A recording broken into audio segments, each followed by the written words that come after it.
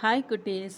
Today வந்து நம்ம maths கிளாஸில் வந்து என்ன பார்க்க போகிறோம் அப்படின்னா, 2 ஃப்ராக்ஷனை வந்து எப்படி ஆட் பண்ணலாம் அப்படின்னு சொல்லிட்டு நம்ம பார்க்க போகிறோம். இதில் பாருங்கள், ஃபஸ்ட்டு என்ன நம்பர் கொடுத்துருக்காங்க, 3/5 கொடுத்துருக்காங்க ப்ளஸ் 4/5. இதில் இந்த 3யும் 4ம் ஓகேவா, 3யும் 4ம் என்னது அப்படின்னா நியூமரேட்டர். இதில் ரெண்டு பக்கமுமே 5 சேமாக தான் இருக்குது ஓகேவா. இது என்னென்னா டினாமினேட்டர். இப்போ பாரு, இந்த டினாமினேட்டர் ரெண்டும் எப்படி இருக்குது, நம்மளுக்கு சேமாக இருக்குது ஓகேவா.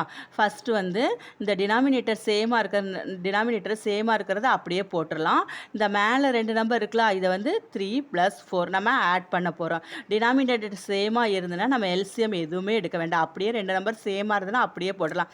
இப்போ 3யையும் 4யையும் ஆட் பண்ணுங்கள், 7/5. இதுதான் நம்மளுக்கு ஆன்சர். ஈஸியாக இருக்கா குட்டீஸ்?